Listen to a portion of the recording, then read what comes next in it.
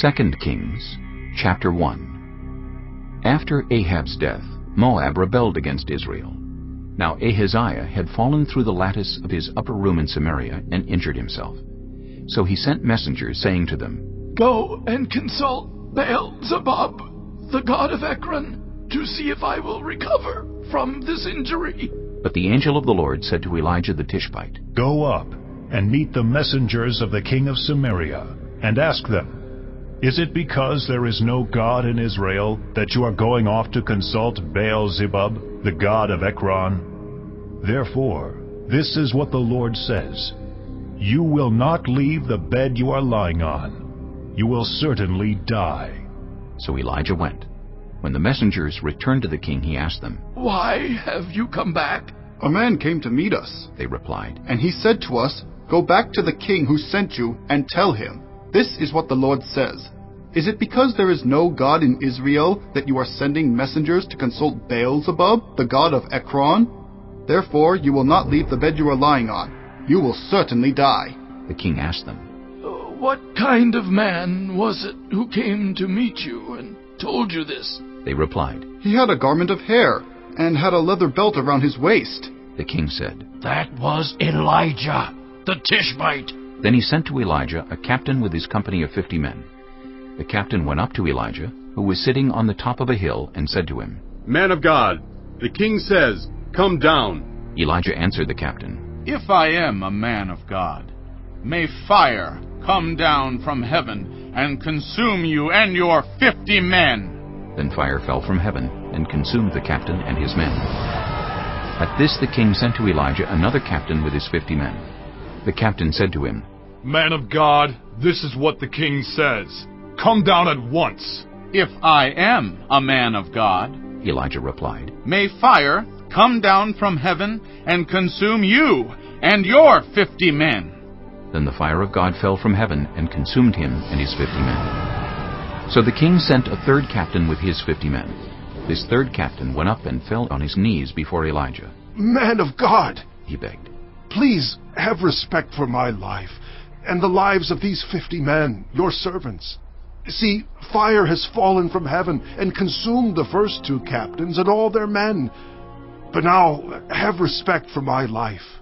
The angel of the Lord said to Elijah, "Go down with him. Do not be afraid of him." So Elijah got up and went down with him to the king. He told the king, "This is what the Lord says. Is it because there is no God in Israel for you to consult that you have sent messengers to consult Baal-zebub, the god of Ekron? Because you have done this, you will never leave the bed you are lying on. You will certainly die." So he died, according to the word of the Lord that Elijah had spoken. Because Ahaziah had no son, Joram succeeded him as king in the 2nd year of Jehoram, son of Jehoshaphat, king of Judah. As for all the other events of Ahaziah's reign, and what he did, are they not written in the book of the annals of the kings of Israel? Chapter 2. When the Lord was about to take Elijah up to heaven in a whirlwind, Elijah and Elisha were on their way from Gilgal. Elijah said to Elisha, "Stay here. The Lord has sent me to Bethel." But Elisha said, "As surely as the Lord lives, and as you live, I will not leave you." So they went down to Bethel. The company of the prophets at Bethel came out to Elisha and asked, "Do you know that the Lord is going to take your master from you today?" "Yes, I know," Elisha replied. "So be quiet." Then Elijah said to him, "Stay here, Elisha. The Lord has sent me to Jericho." And he replied, "As surely as the Lord lives, and as you live, I will not leave you." So they went to Jericho. The company of the prophets at Jericho went up to Elisha and asked him, "Do you know that the Lord is going to take your master from you today?" "Yes, I know," he replied. "So be quiet." Then Elijah said to him, "Stay here. The Lord has sent me to the Jordan." And he replied, "As surely as the Lord lives, and as you live, I will not leave you." So the 2 of them walked on. 50 men from the company of the prophets went and stood at a distance, facing the place where Elijah and Elisha had stopped at the Jordan. Elijah took his cloak, rolled it up, and struck the water with it. The water divided to the right and to the left, and the 2 of them crossed over on dry ground. When they had crossed, Elijah said to Elisha, "Tell me, what can I do for you before I am taken from you?" Let me inherit a double portion of your spirit. Elisha replied. You have asked a difficult thing, Elijah said. Yet, if you see me when I am taken from you, it will be yours. Otherwise, it will not. As they were walking along and talking together, suddenly a chariot of fire and horses of fire appeared, and separated the two of them. And Elijah went up to heaven in a whirlwind. Elisha saw this and cried out, My father! My father! The chariots and horsemen of Israel! And Elisha saw him no more. Then he took hold of his garment and tore it in two. Elisha then picked up Elijah's cloak that had fallen from him and went back and stood on the bank of the Jordan. He took the cloak that had fallen from Elijah and struck the water with it. Where now is the Lord, the God of Elijah? He asked.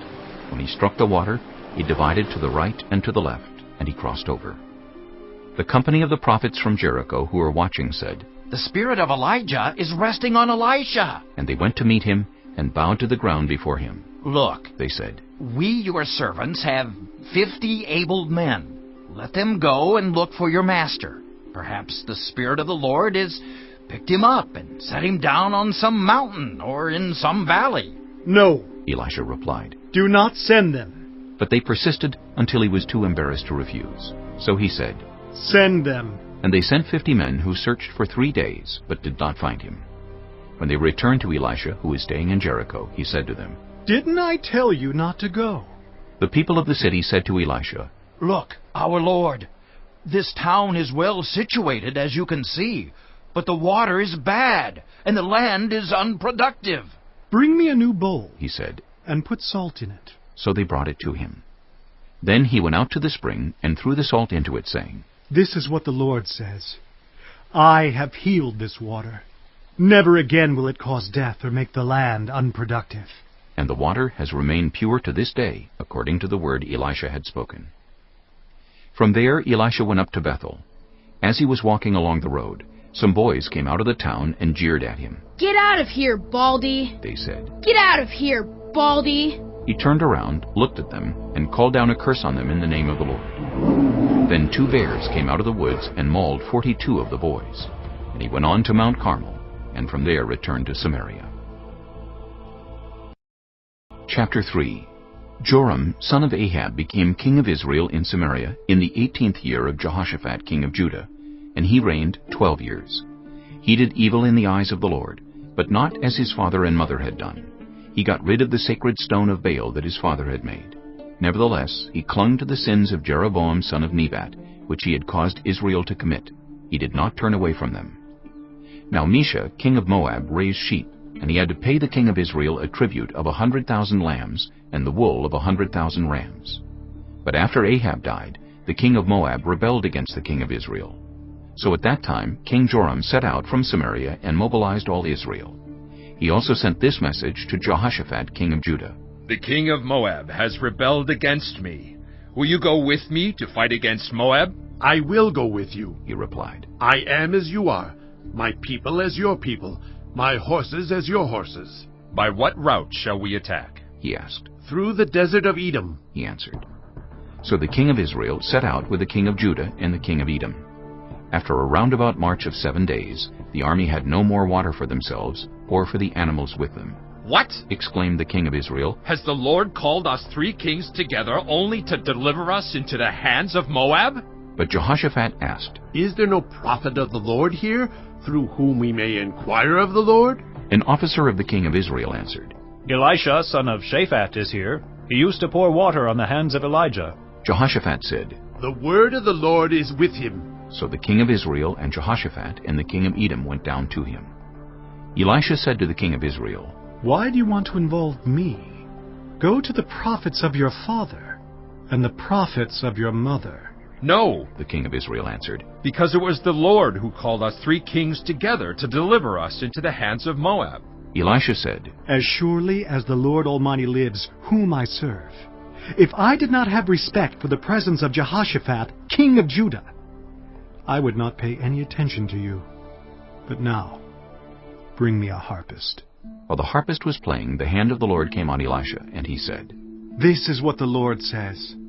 I will fill this valley with pools of water, For this is what the Lord says, You will see neither wind nor rain, yet this valley will be filled with water, and you, your cattle, and your other animals will drink.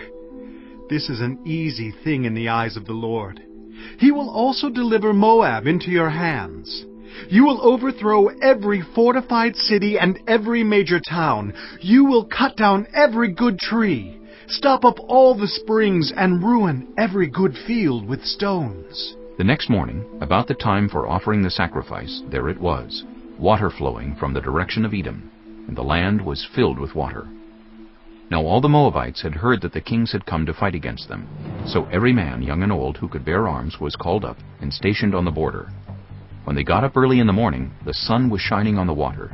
To the Moabites across the way, the water looked red, like blood. That's blood, they said. Those kings must have fought and slaughtered each other. Now to the plunder, Moab! But when the Moabites came to the camp of Israel, the Israelites rose up and fought them until they fled. And the Israelites invaded the land and slaughtered the Moabites. They destroyed the towns, and each man threw a stone on every good field until it was covered. They stopped up all the springs and cut down every good tree. Only Kir-Hareseth was left with its stones in place, but men armed with slings surrounded it and attacked it. When the king of Moab saw that the battle had gone against him, he took with him 700 swordsmen to break through to the king of Edom, but they failed. Then he took his firstborn son, who was to succeed him as king, and offered him as a sacrifice on the city wall. The fury against Israel was great. They withdrew and returned to their own land. Chapter 4. The wife of a man from the company of the prophets cried out to Elisha, Your servant, my husband, is dead, and you know that he revered the Lord. But now his creditor is coming to take my 2 boys as his slaves. Elisha replied to her, How can I help you? Tell me, what do you have in your house? Your servant has nothing there at all, she said, except a small jar of olive oil. Elisha said, Go around and ask all your neighbors for empty jars. Don't ask for just a few. Then go inside and shut the door behind you and your sons. Pour oil into all the jars, and as each is filled, put it to one side. She left him and shut the door behind her and her sons. They brought the jars to her, and she kept pouring. When all the jars were full, she said to her son, Bring me another one. But he replied, There's not a jar left. Then the oil stopped flowing. She went and told the man of God, and he said, Go sell the oil and pay your debts. You and your sons can live on what is left. One day Elisha went to Shunem, and a well-to-do woman was there, who urged him to stay for a meal. So whenever he came by, he stopped there to eat. She said to her husband, I know that this man who often comes our way is a holy man of God. Let's make a small room on the roof, and put in it a bed and a table, a chair and a lamp for him. Then he can stay there whenever he comes to us. One day when Elisha came, he went up to his room and lay down there. He said to his servant Gehazi, Call the Shunammite. So he called her, and she stood before him. Elisha said to him, Tell her, You have gone to all this trouble for us. Now, what can be done for you? Can we speak on your behalf to the king or the commander of the army? She replied, I have a home among my own people. What can be done for her? Elisha asked. Gehazi said, She has no son, and her husband is old. Then Elisha said, Call her. So he called her, and she stood in the doorway. About this time next year, Elisha said, You will hold a son in your arms. No, my lord, she objected. Please, man of God, don't mislead your servant. But the woman became pregnant, and the next year about that same time she gave birth to a son, just as Elisha had told her. The child grew, and one day he went out to his father, who was with the reapers. He said to his father, My head, my head. His father told a servant, Carry him to his mother. After the servant had lifted him up and carried him to his mother, the boy sat on her lap until noon, and then he died. She went up and laid him on the bed of the man of God, then shut the door and went out. She called her husband and said, Please send me one of the servants and a donkey so I can go to the man of God quickly and return. Why go to him today? He asked. It's not the new moon or the Sabbath. That's all right, she said. She saddled the donkey and said to her servant, Lead on. Don't slow down for me unless I tell you. So she set out and came to the man of God at Mount Carmel. When he saw her in the distance, the man of God said to his servant Gehazi, Look, There's the Shunammite. Run to meet her and ask her, are you all right? Is your husband all right? Is your child all right? Everything is all right, she said. When she reached the man of God at the mountain, she took hold of his feet.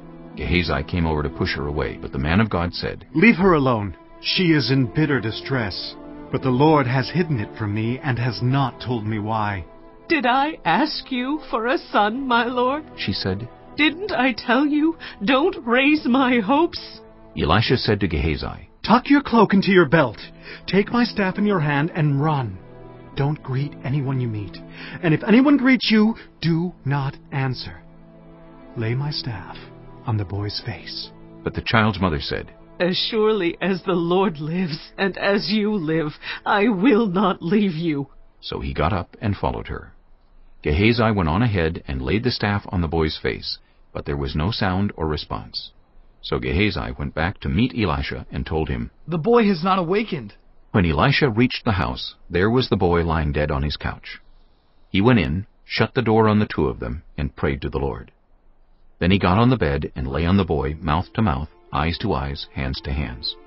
As he stretched himself out on him, the boy's body grew warm. Elisha turned away and walked back and forth in the room, and then got on the bed and stretched out on him once more. The boy sneezed 7 times and opened his eyes. Elisha summoned Gehazi and said, Call the Shunammite. And he did. When she came, he said, Take your son. She came in, fell at his feet, and bowed to the ground. Then she took her son and went out. Elisha returned to Gilgal, and there was a famine in that region. While the company of the prophets was meeting with him, he said to his servant, Put on the large pot, and cook some stew for these prophets. One of them went out into the fields to gather herbs, and found a wild vine, and picked as many of its gourds as his garment could hold. When he returned, he cut them up into the pot of stew, though no one knew what they were. The stew was poured out for the men, but as they began to eat it, they cried out, Man of God, there is death in the pot! And they could not eat it. Elisha said, Get some flour. He put it into the pot and said, Serve it to the people to eat. And there was nothing harmful in the pot. A man came from Baal-Shalisha, bringing the man of God 20 loaves of barley bread baked from the first ripe grain, along with some heads of new grain. Give it to the people to eat, Elisha said. How can I set this before 100 men? His servant asked. But Elisha answered, Give it to the people to eat, for this is what the Lord says. They will eat, and have some left over. Then he set it before them, and they ate and had some left over, according to the word of the Lord. Chapter 5. Now Naaman was commander of the army of the king of Aram. He was a great man in the sight of his master, and highly regarded, because through him the Lord had given victory to Aram. He was a valiant soldier, but he had leprosy. Now bands of raiders from Aram had gone out, and had taken captive a young girl from Israel, and she served Naaman's wife. She said to her mistress, If only my master would see the prophet who is in Samaria, he would cure him of his leprosy. Naaman went to his master and told him what the girl from Israel had said. By all means, go, the king of Aram replied. I will send a letter to the king of Israel. So Naaman left, taking with him 10 talents of silver, 6,000 shekels of gold, and 10 sets of clothing. The letter that he took to the king of Israel read, With this letter I am sending my servant Naaman to you, so that you may cure him of his leprosy. As soon as the king of Israel read the letter, he tore his robes and said, Am I God? Can I kill and bring back to life? Why does this fellow send someone to me to be cured of his leprosy? See how he is trying to pick a quarrel with me. When Elisha the man of God heard that the king of Israel had torn his robes, he sent him this message. Why have you torn your robes? Have the man come to me, and he will know that there is a prophet in Israel. So Naaman went with his horses and chariots, and stopped at the door of Elisha's house. Elisha sent a messenger to say to him, Go wash yourself 7 times in the Jordan, and your flesh will be restored, and you will be cleansed. But Naaman went away angry and said, I thought that he would surely come out to me and stand and call on the name of the Lord his God, wave his hand over the spot, and cure me of my leprosy. Are not Abana and Pharpar, the rivers of Damascus, better than all the waters of Israel? Couldn't I wash in them and be cleansed? So he turned and went off in a rage. Naaman's servants went to him and said, My father, if the prophet had told you to do some great thing, would you not have done it? How much more then when he tells you, wash and be cleansed? So he went down and dipped himself in the Jordan 7 times, as the man of God had told him, and his flesh was restored and became clean like that of a young boy. Then Naaman and all his attendants went back to the man of God. He stood before him and said, Now I know that there is no God in all the world except in Israel. So please accept a gift from your servant. The prophet answered, As surely as the Lord lives, whom I serve, I will not accept a thing. And even though Naaman urged him, he refused. If you will not, said Naaman, please let me, your servant, be given as much earth as a pair of mules can carry, for your servant will never again make burnt offerings and sacrifices to any other god but the Lord. But may the Lord forgive your servant for this one thing. When my master enters the temple of Rimmon to bow down, and he is leaning on my arm, and I have to bow there also, when I bow down in the temple of Rimmon, may the Lord forgive your servant for this. Go in peace, Elisha said. After Naaman had traveled some distance, Gehazi, the servant of Elisha, the man of God, said to himself, My master was too easy on Naaman this Aramean by not accepting from him what he brought. As surely as the Lord lives, I will run after him and get something from him. So Gehazi hurried after Naaman. When Naaman saw him running toward him, he got down from the chariot to meet him. Is everything all right? He asked. Everything is all right, Gehazi answered. My master sent me to say, 2 young men from the company of the prophets have just come to me from the hill country of Ephraim. Please, give them a talent of silver and 2 sets of clothing. By all means, take 2 talents, said Naaman. He urged Gehazi to accept them, and then tied up the 2 talents of silver in 2 bags, with 2 sets of clothing. He gave them to 2 of his servants, and they carried them ahead of Gehazi. When Gehazi came to the hill, he took the things from the servants and put them away in the house. He sent the men away, and they left. When he went in and stood before his master, Elisha asked him, Where have you been, Gehazi? Your servant didn't go anywhere, Gehazi answered. But Elisha said to him, Was not my spirit with you when the man got down from his chariot to meet you? Is this the time to take money, or to accept clothes, or olive groves and vineyards, or flocks and herds, or male and female slaves? Naaman's leprosy will cling to you and to your descendants forever. Then Gehazi went from Elisha's presence, and his skin was leprous. It had become as white as snow. Chapter 6. The company of the prophets said to Elisha, Look, the place where we meet with you is too small for us. Let us go to the Jordan, where each of us can get a pole, and let us build a place there for us to meet. And he said, Go. Then one of them said, Won't you please come with your servants? I will, Elisha replied, and he went with them. They went to the Jordan and began to cut down trees. As one of them was cutting down a tree, the iron axe head fell into the water. Oh no, my lord, he cried out. It was borrowed. The man of God asked, Where did it fall? When he showed him the place, Elisha cut a stick and threw it there, and made the iron float. Lift it out, he said. Then the man reached out his hand and took it. Now the king of Aram was at war with Israel. After conferring with his officers, he said, I will set up my camp in such and such a place. The man of God sent word to the king of Israel, Beware of passing that place, because the Arameans are going down there. So the king of Israel checked on the place indicated by the man of God. Time and again Elisha warned the king, so that he was on his guard in such places. This enraged the king of Aram. He summoned his officers and demanded of them, Tell me, which of us is on the side of the king of Israel? None of us, my lord the king, said one of his officers. But Elisha, the prophet who is in Israel, tells the king of Israel the very words you speak in your bedroom. Go, find out where he is, the king ordered, so I can send men and capture him. The report came back. He is in Dothan. Then he sent horses and chariots and a strong force there. They went by night and surrounded the city. When the servant of the man of God got up and went out early the next morning, an army with horses and chariots had surrounded the city. Oh no, my lord! What shall we do? The servant asked. Don't be afraid, the prophet answered. Those who are with us are more than those who are with them. And Elisha prayed, Open his eyes, Lord, so that he may see. Then the Lord opened the servant's eyes, and he looked and saw the hills full of horses and chariots of fire all around Elisha. As the enemy came down toward him, Elisha prayed to the Lord. Strike this army with blindness. So he struck them with blindness, as Elisha had asked. Elisha told them, This is not the road, and this is not the city. Follow me, and I will lead you to the man you are looking for. And he led them to Samaria. After they entered the city, Elisha said, Lord, open the eyes of these men so they can see. Then the Lord opened their eyes, and they looked, and there they were, inside Samaria. When the king of Israel saw them, he asked Elisha, Shall I kill them, my father? Shall I kill them? Do not kill them, he answered. Would you kill those you have captured with your own sword or bow? Set food and water before them so that they may eat and drink and then go back to their master. So he prepared a great feast for them, and after they had finished eating and drinking, he sent them away, and they returned to their master. So the bands from Aram stopped raiding Israel's territory. Some time later, Ben-Hadad, king of Aram, mobilized his entire army and marched up and laid siege to Samaria. There was a great famine in the city.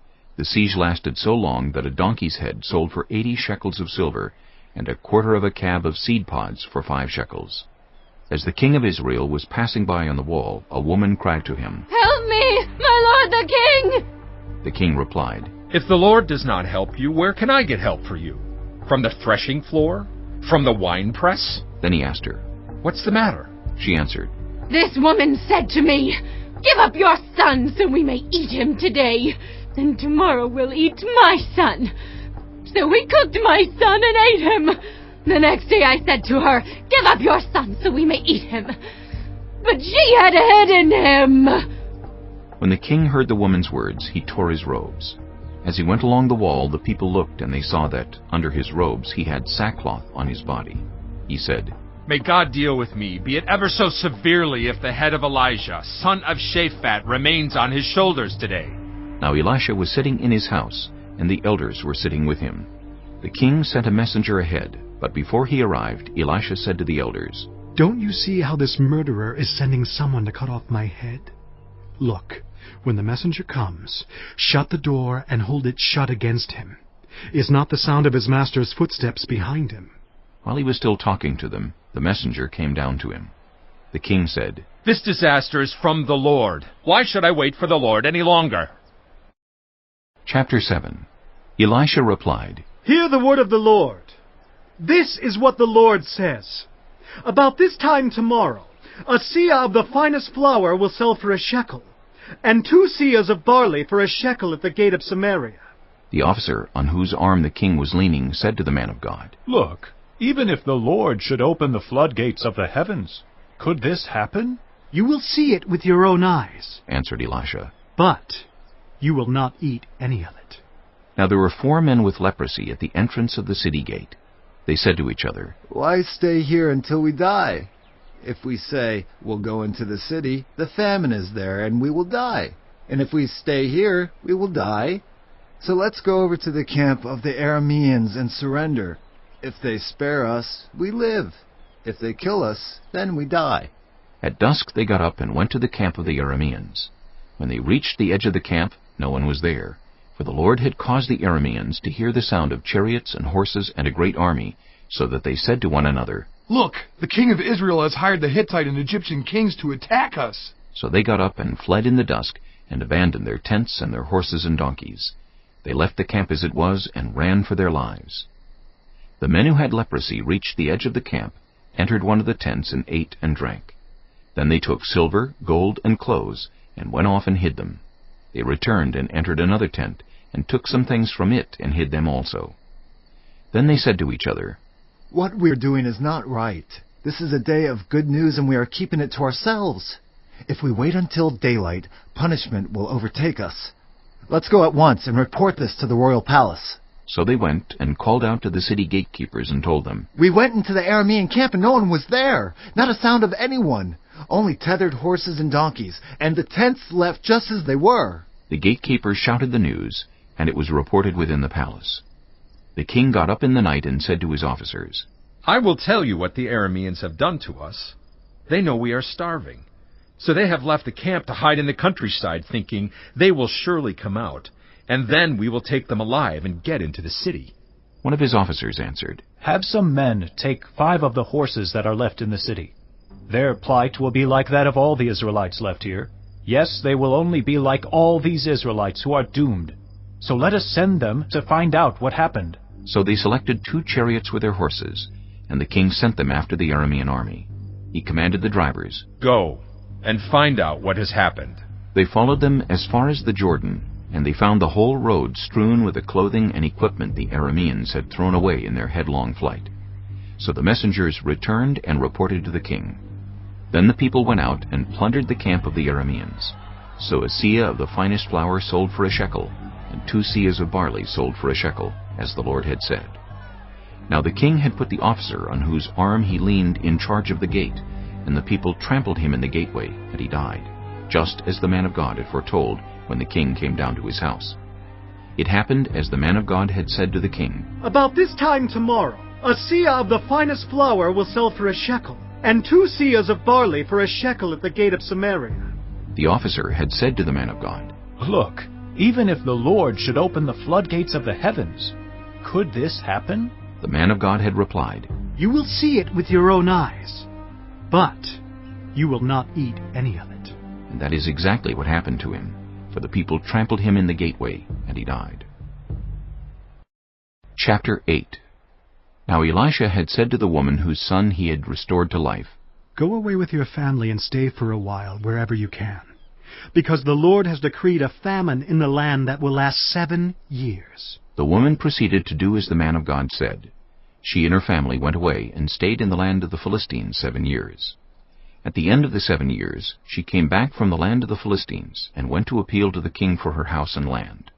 The king was talking to Gehazi, the servant of the man of God, and had said, "Tell me about all the great things Elisha has done." Just as Gehazi was telling the king how Elisha had restored the dead to life, the woman whose son Elisha had brought back to life came to appeal to the king for her house and land. Gehazi said, "This is the woman, my lord the king, and this is her son, whom Elisha restored to life." The king asked the woman about it, and she told him. Then he assigned an official to her case and said to him, "Give back everything that belonged to her, including all the income from her land from the day she left the country until now." Elisha went to Damascus, and Ben-Hadad, king of Aram, was ill. When the king was told, "The man of God has come all the way up here," he said to Hazael, "Take a gift with you, and go to meet the man of God.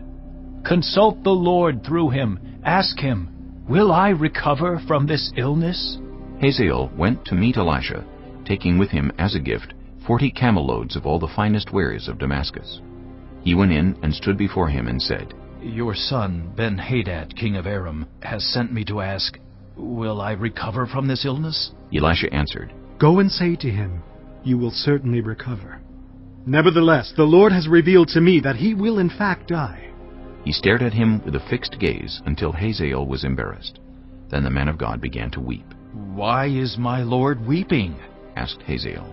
"Because I know the harm you will do to the Israelites," he answered. "You will set fire to their fortified places, kill their young men with the sword, dash their little children to the ground, and rip open their pregnant women." Hazael said, "How could your servant, a mere dog, accomplish such a feat?" "The Lord has shown me that you will become king of Aram," answered Elisha. Then Hazael left Elisha and returned to his master. When Ben-Hadad asked, "What did Elisha say to you?" Hazael replied, "He told me that you would certainly recover." But the next day he took a thick cloth, soaked it in water, and spread it over the king's face so that he died. Then Hazael succeeded him as king. In the 5th year of Joram, son of Ahab, king of Israel, when Jehoshaphat was king of Judah, Jehoram, son of Jehoshaphat, began his reign as king of Judah. He was 32 years old when he became king, and he reigned in Jerusalem 8 years. He followed the ways of the kings of Israel, as the house of Ahab had done, for he married a daughter of Ahab. He did evil in the eyes of the Lord. Nevertheless, for the sake of his servant David, the Lord was not willing to destroy Judah. He had promised to maintain a lamp for David and his descendants forever. In the time of Jehoram, Edom rebelled against Judah and set up its own king. So Jehoram went to Zair with all his chariots. The Edomites surrounded him and his chariot commanders, but he rose up and broke through by night. His army, however, fled back home. To this day, Edom has been in rebellion against Judah. Libnah revolted at the same time. As for the other events of Jehoram's reign and all he did, are they not written in the book of the annals of the kings of Judah? Jehoram rested with his ancestors, and was buried with them in the city of David, and Ahaziah his son succeeded him as king. In the 12th year of Joram son of Ahab king of Israel, Ahaziah son of Jehoram king of Judah began to reign. Ahaziah was 22 years old when he became king, and he reigned in Jerusalem 1 year. His mother's name was Athaliah, a granddaughter of Omri king of Israel. He followed the ways of the house of Ahab, and did evil in the eyes of the Lord, as the house of Ahab had done, for he was related by marriage to Ahab's family. Ahaziah went with Joram son of Ahab to war against Hazael, king of Aram, at Ramoth-Gilead. The Arameans wounded Joram, so King Joram returned to Jezreel to recover from the wounds the Arameans had inflicted on him at Ramoth in his battle with Hazael, king of Aram. Then Ahaziah, son of Jehoram, king of Judah, went down to Jezreel to see Joram, son of Ahab, because he had been wounded. Chapter 9. The prophet Elisha summoned a man from the company of the prophets and said to him, Tuck your cloak into your belt. Take this flask of olive oil with you and go to Ramoth-Gilead. When you get there, look for Jehu, son of Jehoshaphat, the son of Nimshi. Go to him, get him away from his companions, and take him into an inner room. Then take the flask and pour the oil on his head, and declare, This is what the Lord says. I anoint you king over Israel. Then open the door and run. Don't delay. So the young prophet went to Ramoth-Gilead. When he arrived, he found the army officers sitting together. I have a message for you, Commander, he said. For which of us? Asked Jehu. For you, Commander, he replied. Jehu got up and went into the house. Then the prophet poured the oil on Jehu's head and declared, This is what the Lord, the God of Israel, says. I anoint you king over the Lord's people, Israel. You are to destroy the house of Ahab, your master, and I will avenge the blood of my servants, the prophets, and the blood of all the Lord's servants shed by Jezebel. The whole house of Ahab will perish. I will cut off from Ahab every last male in Israel, slave or free. I will make the house of Ahab like the house of Jeroboam, son of Nebat, and like the house of Baasha, son of Ahijah. As for Jezebel, dogs will devour her on the plot of ground at Jezreel, and no one will bury her. Then he opened the door and ran. When Jehu went out to his fellow officers, one of them asked him, Is everything all right? Why did this maniac come to you? You know the man and the sort of things he says. Jehu replied. That's not true, they said. Tell us. Jehu said, Here is what he told me. This is what the Lord says. I anoint you king over Israel. They quickly took their cloaks and spread them under him on the bare steps.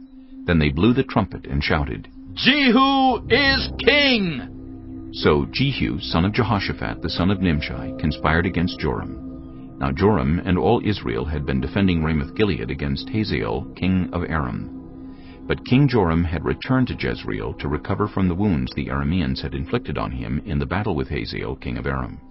Jehu said, If you desire to make me king, don't let anyone slip out of the city to go and tell the news in Jezreel. Then he got into his chariot and rode to Jezreel, because Joram was resting there, and Ahaziah, king of Judah, had gone down to see him.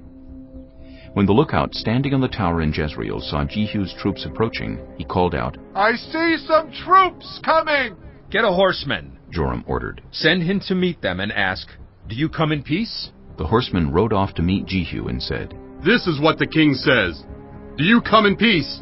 What do you have to do with peace? Jehu replied. Fall in behind me. The lookout reported, The messenger has reached them, but he isn't coming back. So the king sent out a second horseman. When he came to them, he said, This is what the king says. Do you come in peace? Jehu replied, What do you have to do with peace? Fall in behind me. The lookout reported, He has reached them, but he isn't coming back either. The driving is like that of Jehu, son of Nimshi. He drives like a maniac. Hitch up my chariot, Joram ordered. And when it was hitched up, Joram, king of Israel, and Ahaziah, king of Judah, rode out, each in his own chariot, to meet Jehu. They met him at the plot of ground that had belonged to Naboth the Jezreelite. When Joram saw Jehu, he asked, "Have you come in peace, Jehu?" "How can there be peace?" Jehu replied, "as long as all the idolatry and witchcraft of your mother Jezebel abound." Joram turned about and fled, calling out to Ahaziah, "Treachery, Ahaziah!" Then Jehu drew his bow and shot Joram between the shoulders. The arrow pierced his heart, and he slumped down in his chariot. Jehu said to Bidkar, his chariot officer, "Pick him up and throw him on the field that belonged to Naboth the Jezreelite. Remember how you and I were riding together in chariots behind Ahab his father when the Lord spoke this prophecy against him. Yesterday I saw the blood of Naboth and the blood of his sons, declares the Lord, and I will surely make you pay for it on this plot of ground, declares the Lord. Now then, pick him up and throw him on that plot in accordance with the word of the Lord." When Ahaziah, king of Judah, saw what had happened, he fled up the road to Beth-Hagan. Jehu chased him, shouting, "Kill him, too!" They wounded him in his chariot on the way up to Gur near Ibleam, but he escaped to Megiddo and died there. His servants took him by chariot to Jerusalem and buried him with his ancestors in his tomb in the city of David. In the 11th year of Joram, son of Ahab, Ahaziah had become king of Judah. Then Jehu went to Jezreel. When Jezebel heard about it, she put on eye makeup, arranged her hair, and looked out of a window. As Jehu entered the gate, she asked, "Have you come in peace, you Zimri, you murderer of your master?" He looked up at the window and called out, "Who is on my side? Who?" 2 or 3 eunuchs looked down at him. "Throw her down," Jehu said. So they threw her down, and some of her blood spattered the wall and the horses as they trampled her underfoot.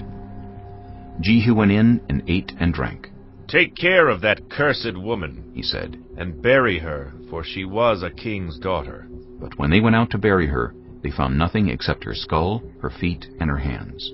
They went back and told Jehu, who said, "This is the word of the Lord that he spoke through his servant Elijah the Tishbite. On the plot of ground at Jezreel, dogs will devour Jezebel's flesh.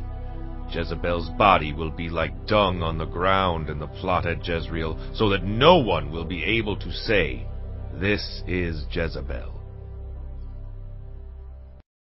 Chapter 10.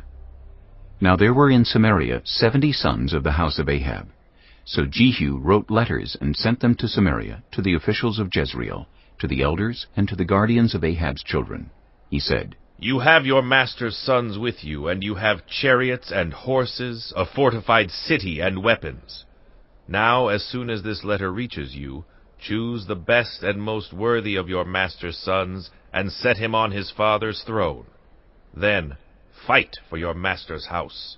But they were terrified and said, "If 2 kings could not resist him, how can we?" So the palace administrator, the city governor, the elders, and the guardians sent this message to Jehu. "We are your servants, and we will do anything you say. We will not appoint anyone as king.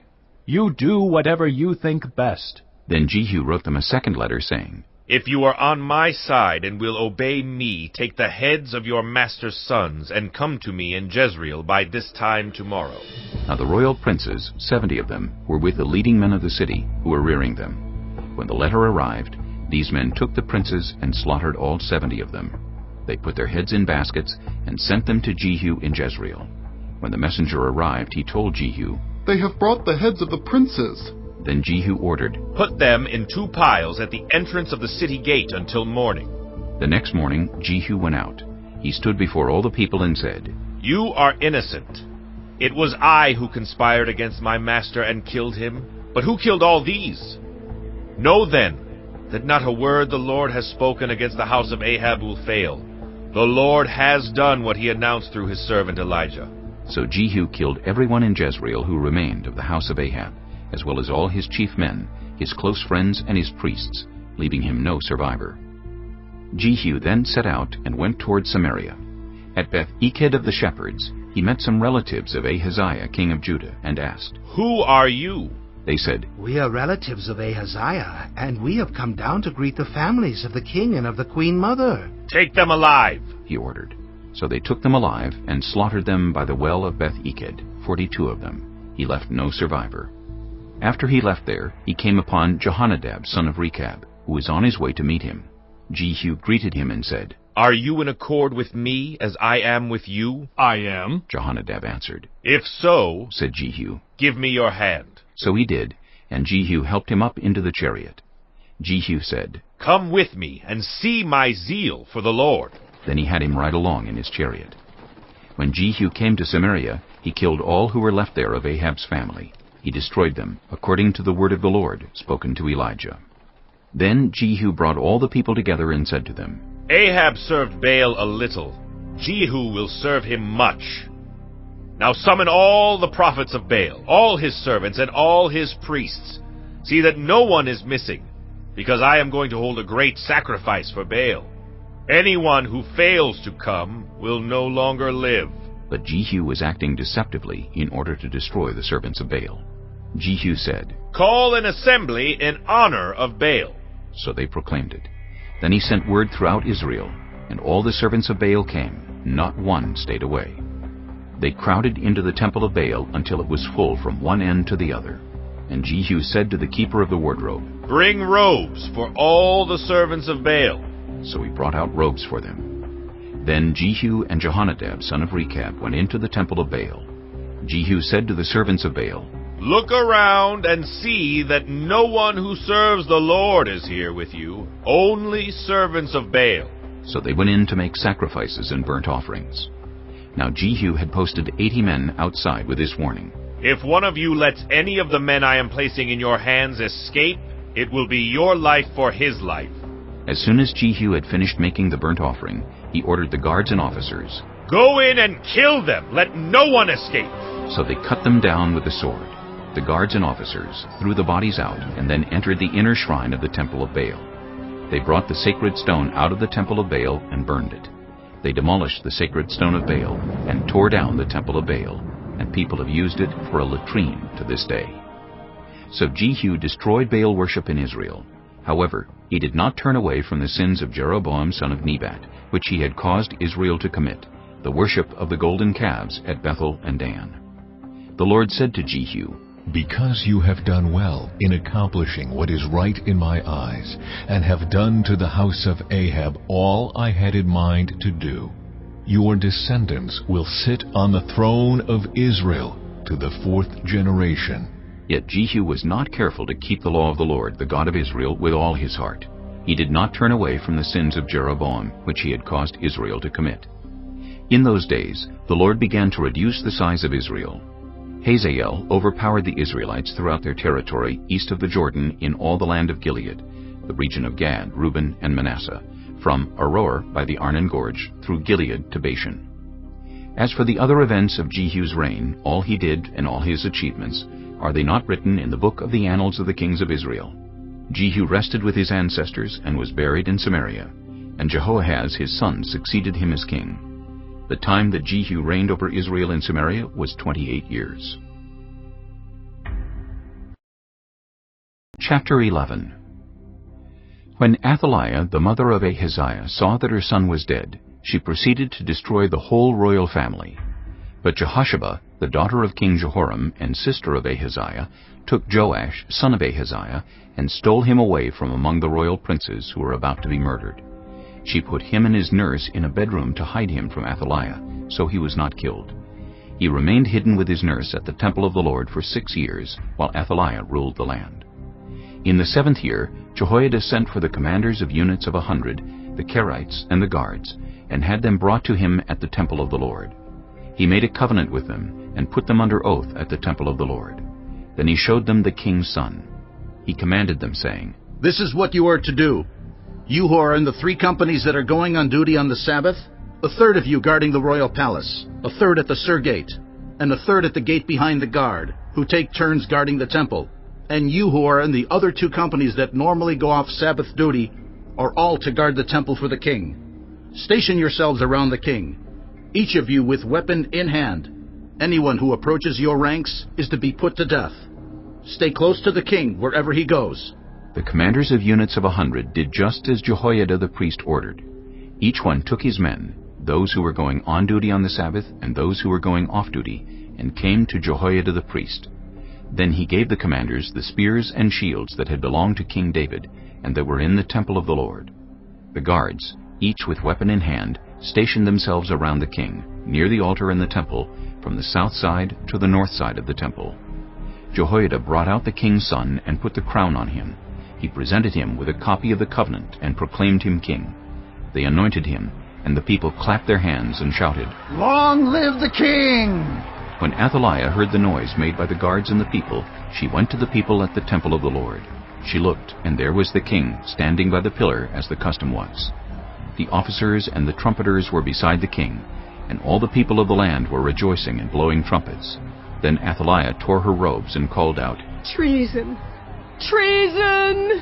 Jehoiada the priest ordered the commanders of units of 100 who were in charge of the troops, "Bring her out between the ranks, and put to the sword anyone who follows her." For the priest had said, "She must not be put to death in the temple of the Lord." So they seized her as she reached the place where the horses enter the palace grounds, and there she was put to death. Jehoiada then made a covenant between the Lord and the king and people, that they would be the Lord's people. He also made a covenant between the king and the people. All the people of the land went to the temple of Baal and tore it down. They smashed the altars and idols to pieces, and killed Mattan, the priest of Baal, in front of the altars. Then Jehoiada the priest posted guards at the temple of the Lord. He took with him the commanders of hundreds, the Kerites, the guards, and all the people of the land, and together they brought the king down from the temple of the Lord, and went into the palace, entering by way of the gate of the guards. The king then took his place on the royal throne. All the people of the land rejoiced, and the city was calm, because Athaliah had been slain with the sword at the palace. Joash was 7 years old when he began to reign. Chapter 12. In the 7th year of Jehu, Joash became king, and he reigned in Jerusalem 40 years. His mother's name was Zibiah. She was from Beersheba. Joash did what was right in the eyes of the Lord all the years Jehoiada the priest instructed him. The high places, however, were not removed. The people continued to offer sacrifices and burn incense there. Joash said to the priests, "Collect all the money that is brought as sacred offerings to the temple of the Lord. The money collected in the census, the money received from personal vows, and the money brought voluntarily to the temple. Let every priest receive the money from one of the treasurers. Then use it to repair whatever damage is found in the temple." But by the 23rd year of King Joash, the priests still had not repaired the temple. Therefore King Joash summoned Jehoiada the priest and the other priests and asked them, "Why aren't you repairing the damage done to the temple? Take no more money from your treasurers, but hand it over for repairing the temple." The priests agreed that they would not collect any more money from the people, and that they would not repair the temple themselves. Jehoiada the priest took a chest and bored a hole in its lid. He placed it beside the altar on the right side as one enters the temple of the Lord. The priests who guarded the entrance put into the chest all the money that was brought to the temple of the Lord. Whenever they saw that there was a large amount of money in the chest, the royal secretary and the high priest came, counted the money that had been brought into the temple of the Lord, and put it into bags. When the amount had been determined, they gave the money to the men appointed to supervise the work on the temple. With it they paid those who worked on the temple of the Lord, the carpenters and builders, the masons and stonecutters. They purchased timber and blocks of dressed stone for the repair of the temple of the Lord, and met all the other expenses of restoring the temple. The money brought into the temple was not spent for making silver basins, wick trimmers, sprinkling bowls, trumpets, or any other articles of gold or silver for the temple of the Lord. It was paid to the workers who used it to repair the temple. They did not require an accounting from those to whom they gave the money to pay the workers, because they acted with complete honesty. The money from the guilt offerings and sin offerings was not brought into the temple of the Lord, it belonged to the priests. About this time, Hazael, king of Aram, went up and attacked Gath and captured it. Then he turned to attack Jerusalem. But Joash, king of Judah, took all the sacred objects dedicated by his predecessors, Jehoshaphat, Jehoram, and Ahaziah, the kings of Judah, and the gifts he himself had dedicated, and all the gold found in the treasuries of the temple of the Lord and of the royal palace, and he sent them to Hazael, king of Aram, who then withdrew from Jerusalem. As for the other events of the reign of Joash and all he did, are they not written in the book of the annals of the kings of Judah? His officials conspired against him and assassinated him at Beth Millo, on the road down to Silla. The officials who murdered him were Jozabad, son of Shimeath, and Jehozabad, son of Shomer. He died and was buried with his ancestors in the city of David, and Amaziah his son succeeded him as king. Chapter 13. In the 23rd year of Joash, son of Ahaziah, king of Judah, Jehoahaz, son of Jehu, became king of Israel in Samaria, and he reigned 17 years. He did evil in the eyes of the Lord by following the sins of Jeroboam, son of Nebat, which he had caused Israel to commit, and he did not turn away from them. So the Lord's anger burned against Israel, and for a long time he kept them under the power of Hazael, king of Aram, and Ben-Hadad his son. Then Jehoahaz sought the Lord's favor, and the Lord listened to him, for he saw how severely the king of Aram was oppressing Israel. The Lord provided a deliverer for Israel, and they escaped from the power of Aram. So the Israelites lived in their own homes as they had before. But they did not turn away from the sins of the house of Jeroboam, which he had caused Israel to commit. They continued in them. Also, the Asherah pole remained standing in Samaria. Nothing had been left of the army of Jehoahaz except 50 horsemen, 10 chariots, and 10,000 foot soldiers, for the king of Aram had destroyed the rest and made them like the dust at threshing time. As for the other events of the reign of Jehoahaz, all he did and his achievements, are they not written in the book of the annals of the kings of Israel?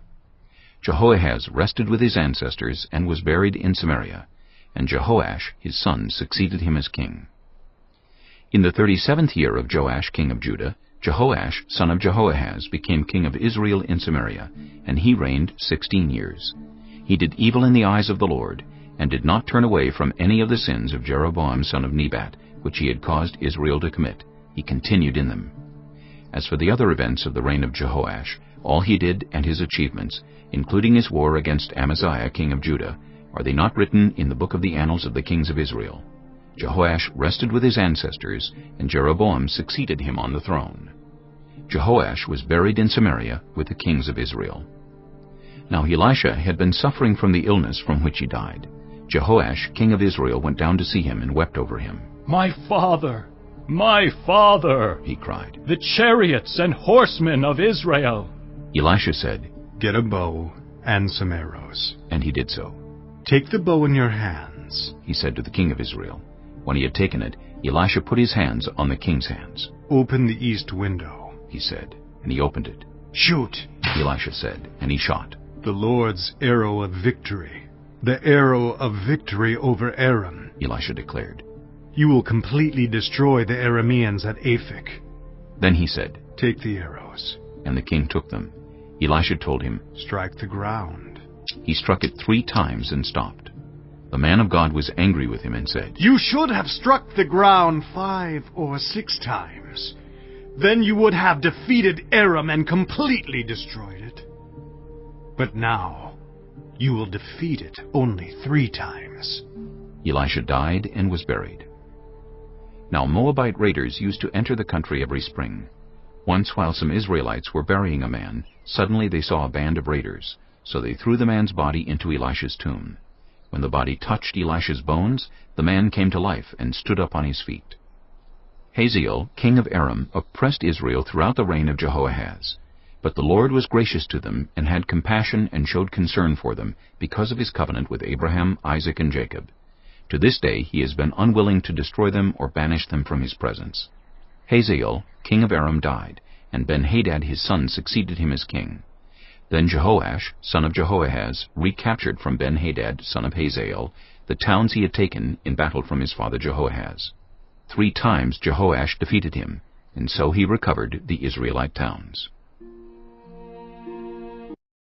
Chapter 14. In the 2nd year of Jehoash, son of Jehoahaz, king of Israel, Amaziah, son of Joash, king of Judah, began to reign. He was 25 years old when he became king, and he reigned in Jerusalem 29 years. His mother's name was Jehoaddin. She was from Jerusalem. He did what was right in the eyes of the Lord, but not as his father David had done. In everything he followed the example of his father Joash. The high places, however, were not removed. The people continued to offer sacrifices and burn incense there. After the kingdom was firmly in his grasp, he executed the officials who had murdered his father the king. Yet he did not put the children of the assassins to death, in accordance with what is written in the book of the law of Moses, where the Lord commanded, "Parents are not to be put to death for their children, nor children put to death for their parents. Each will die for their own sin." He was the one who defeated 10,000 Edomites in the Valley of Salt and captured Selah in battle, calling it Joktheel, the name it has to this day. Then Amaziah sent messengers to Jehoash, son of Jehoahaz, the son of Jehu, king of Israel, with the challenge, "Come, let us face each other in battle." But Jehoash, king of Israel, replied to Amaziah, king of Judah, "A thistle in Lebanon sent a message to a cedar in Lebanon. Give your daughter to my son in marriage." Then a wild beast in Lebanon came along and trampled the thistle underfoot. You have indeed defeated Edom, and now you are arrogant. Glory in your victory, but stay at home. Why ask for trouble and cause your own downfall, and that of Judah also? Amaziah, however, would not listen, so Jehoash, king of Israel, attacked. He and Amaziah, king of Judah, faced each other at Bethshemesh in Judah. Judah was routed by Israel, and every man fled to his home. Jehoash, king of Israel, captured Amaziah, king of Judah, the son of Joash, the son of Ahaziah, at Bethshemesh. Then Jehoash went to Jerusalem and broke down the wall of Jerusalem from the Ephraim gate to the corner gate, a section about 400 cubits long. He took all the gold and silver and all the articles found in the temple of the Lord and in the treasuries of the royal palace. He also took hostages and returned to Samaria. As for the other events of the reign of Jehoash, what he did and his achievements, including his war against Amaziah, king of Judah, are they not written in the book of the annals of the kings of Israel? Jehoash rested with his ancestors and was buried in Samaria with the kings of Israel, and Jeroboam his son succeeded him as king. Amaziah, son of Joash, king of Judah, lived for 15 years after the death of Jehoash, son of Jehoahaz, king of Israel. As for the other events of Amaziah's reign, are they not written in the book of the annals of the kings of Judah? They conspired against him in Jerusalem, and he fled to Lachish, but they sent men after him to Lachish and killed him there. He was brought back by horse, and was buried in Jerusalem with his ancestors in the city of David. Then all the people of Judah took Azariah, who was 16 years old, and made him king in place of his father Amaziah. He was the one who rebuilt Elath and restored it to Judah after Amaziah rested with his ancestors. In the 15th year of Amaziah, son of Joash, king of Judah, Jeroboam, son of Jehoash, king of Israel, became king in Samaria, and he reigned 41 years. He did evil in the eyes of the Lord, and did not turn away from any of the sins of Jeroboam, son of Nebat, which he had caused Israel to commit. He was the one who restored the boundaries of Israel from Lebo-Hamath to the Dead Sea, in accordance with the word of the Lord, the God of Israel, spoken through his servant Jonah, son of Amittai, the prophet from Gath-Hepher. The Lord had seen how bitterly everyone in Israel, whether slave or free, was suffering. There was no one to help them. And since the Lord had not said he would blot out the name of Israel from under heaven, he saved them by the hand of Jeroboam, son of Jehoash. As for the other events of Jeroboam's reign, all he did and his military achievements, including how he recovered for Israel both Damascus and Hamath, which had belonged to Judah, are they not written in the book of the annals of the kings of Israel? Jeroboam rested with his ancestors, the kings of Israel, and Zechariah his son succeeded him as king. Chapter 15. In the 27th year of Jeroboam king of Israel, Azariah's son Amaziah, king of Judah, began to reign. He was 16 years old when he became king, and he reigned in Jerusalem 52 years. His mother's name was Jechaliah. She was from Jerusalem. He did what was right in the eyes of the Lord, just as his father Amaziah had done. The high places, however, were not removed. The people continued to offer sacrifices and burn incense there. The Lord afflicted the king with leprosy until the day he died, and he lived in a separate house. Jotham, the king's son, had charge of the palace and governed the people of the land. As for the other events of Azariah's reign and all he did, are they not written in the book of the annals of the kings of Judah? Azariah rested with his ancestors and was buried near them in the city of David. And Jotham his son succeeded him as king. In the 38th year of Azariah king of Judah, Zechariah son of Jeroboam became king of Israel in Samaria, and he reigned 6 months. He did evil in the eyes of the Lord, as his predecessors had done. He did not turn away from the sins of Jeroboam son of Nebat, which he had caused Israel to commit. Shallum son of Jabesh conspired against Zechariah. He attacked him in front of the people, assassinated him, and succeeded him as king. The other events of Zechariah's reign are written in the book of the annals of the kings of Israel. So the word of the Lord spoken to Jehu was fulfilled. Your descendants will sit on the throne of Israel to the 4th generation. Shallum, son of Jabesh, became king in the 39th year of Uzziah, king of Judah, and he reigned in Samaria 1 month. Then Menahem, son of Gadi, went from Tirzah up to Samaria. He attacked Shallum, son of Jabesh, in Samaria, assassinated him, and succeeded him as king. The other events of Shallum's reign, and the conspiracy he led, are written in the book of the annals of the kings of Israel. At that time, Menahem, starting out from Tirzah, attacked Tifsah, and everyone in the city and its vicinity, because they refused to open their gates. He sacked Tifsah, and ripped open all the pregnant women. In the 39th year of Azariah king of Judah, Menahem son of Gadi became king of Israel, and he reigned in Samaria 10 years. He did evil in the eyes of the Lord. During his entire reign he did not turn away from the sins of Jeroboam son of Nebat, which he had caused Israel to commit. Then Pul, king of Assyria, invaded the land, and Menahem gave him 1,000 talents of silver to gain his support and strengthen his own hold on the kingdom. Menahem exacted this money from Israel. Every wealthy person had to contribute 50 shekels of silver to be given to the king of Assyria. So the king of Assyria withdrew and stayed in the land no longer. As for the other events of Menahem's reign and all he did, are they not written in the book of the annals of the kings of Israel? Menahem rested with his ancestors, and Pekahiah his son succeeded him as king. In the 50th year of Azariah king of Judah, Pekahiah son of Menahem became king of Israel in Samaria, and he reigned 2 years.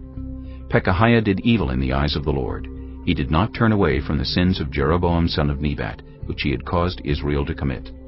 One of his chief officers, Pekah son of Remaliah, conspired against him. Taking 50 men of Gilead with him, he assassinated Pekahiah along with Argob and Ariah in the citadel of the royal palace at Samaria. So Pekah killed Pekahiah and succeeded him as king. The other events of Pekahiah's reign and all he did are written in the book of the annals of the kings of Israel.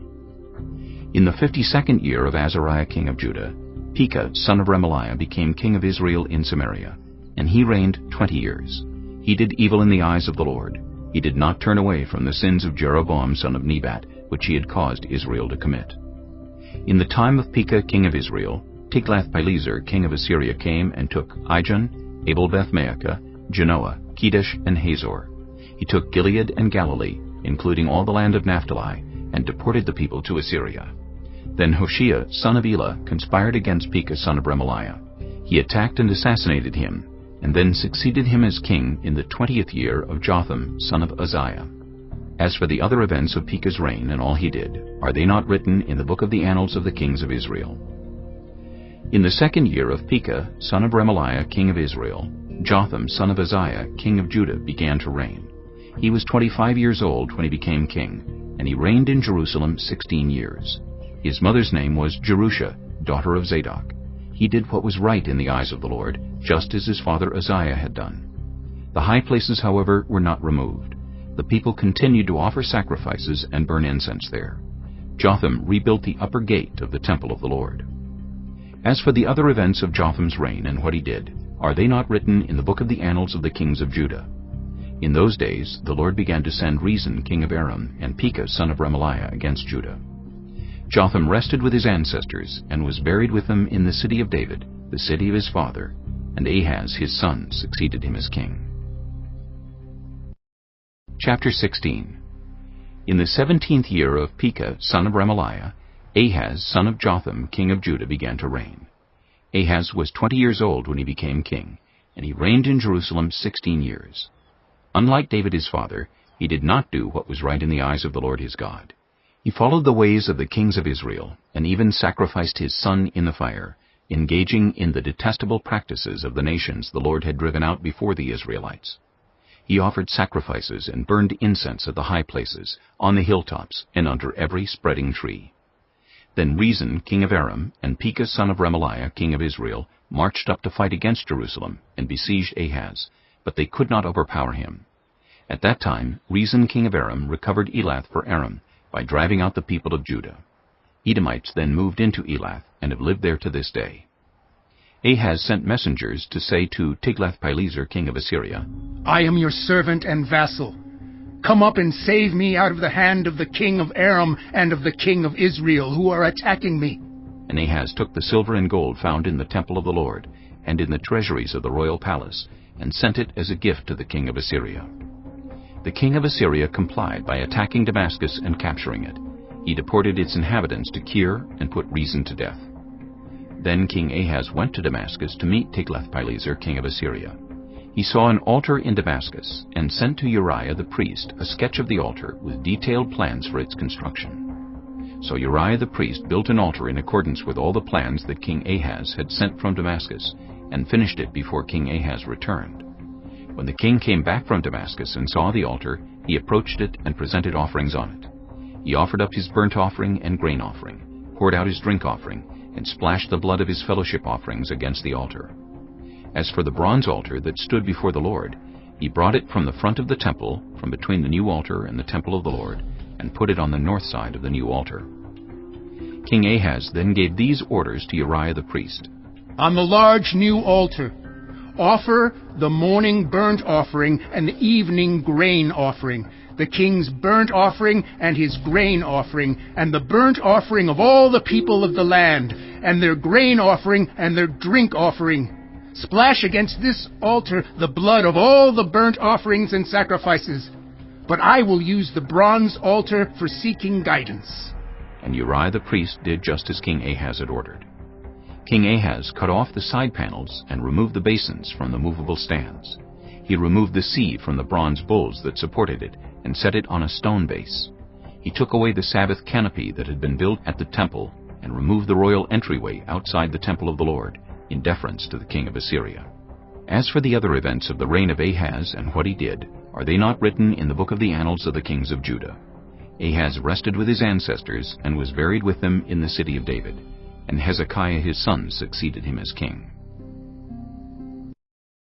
Chapter 17. In the 12th year of Ahaz king of Judah, Hoshea son of Elah became king of Israel in Samaria, and he reigned 9 years. He did evil in the eyes of the Lord, but not like the kings of Israel who preceded him. Shalmaneser, king of Assyria, came up to attack Hoshea, who had been Shalmaneser's vassal, and had paid him tribute. But the king of Assyria discovered that Hoshea was a traitor, for he had sent envoys to So, king of Egypt, and he no longer paid tribute to the king of Assyria, as he had done year by year. Therefore Shalmaneser seized him and put him in prison. The king of Assyria invaded the entire land, marched against Samaria, and laid siege to it for 3 years. In the 9th year of Hoshea, the king of Assyria captured Samaria and deported the Israelites to Assyria. He settled them in Halah, in Gozan on the Haber River, and in the towns of the Medes. All this took place because the Israelites had sinned against the Lord their God, who had brought them up out of Egypt from under the power of Pharaoh king of Egypt. They worshipped other gods and followed the practices of the nations the Lord had driven out before them, as well as the practices that the kings of Israel had introduced. The Israelites secretly did things against the Lord their God that were not right. From watchtower to fortified city they built themselves high places in all their towns. They set up sacred stones and Asherah poles on every high hill and under every spreading tree. At every high place they burned incense, as the nations whom the Lord had driven out before them had done. They did wicked things that aroused the Lord's anger. They worshipped idols, though the Lord had said, "You shall not do this." The Lord warned Israel and Judah through all his prophets and seers. "Turn from your evil ways. Observe my commands and decrees, in accordance with the entire law that I commanded your ancestors to obey, and that I delivered to you through my servants the prophets." But they would not listen, and were as stiff-necked as their ancestors, who did not trust in the Lord their God. They rejected his decrees and the covenant he had made with their ancestors, and the statutes he had warned them to keep. They followed worthless idols, and themselves became worthless. They imitated the nations around them, although the Lord had ordered them, "Do not do as they do." They forsook all the commands of the Lord their God, and made for themselves 2 idols cast in the shape of calves, and an Asherah pole. They bowed down to all the starry hosts, and they worshipped Baal. They sacrificed their sons and daughters in the fire. They practiced divination and sought omens, and sold themselves to do evil in the eyes of the Lord, arousing his anger. So the Lord was very angry with Israel, and removed them from his presence. Only the tribe of Judah was left, and even Judah did not keep the commands of the Lord their God. They followed the practices Israel had introduced. Therefore the Lord rejected all the people of Israel. He afflicted them, and gave them into the hands of plunderers, until he thrust them from his presence. When he tore Israel away from the house of David, they made Jeroboam son of Nebat their king. Jeroboam enticed Israel away from following the Lord, and caused them to commit a great sin. The Israelites persisted in all the sins of Jeroboam and did not turn away from them until the Lord removed them from his presence, as he had warned through all his servants the prophets. So the people of Israel were taken from their homeland into exile in Assyria, and they are still there. The king of Assyria brought people from Babylon, Cutha, Ava, Hamath, and Sepharvaim, and settled them in the towns of Samaria to replace the Israelites. They took over Samaria and lived in its towns.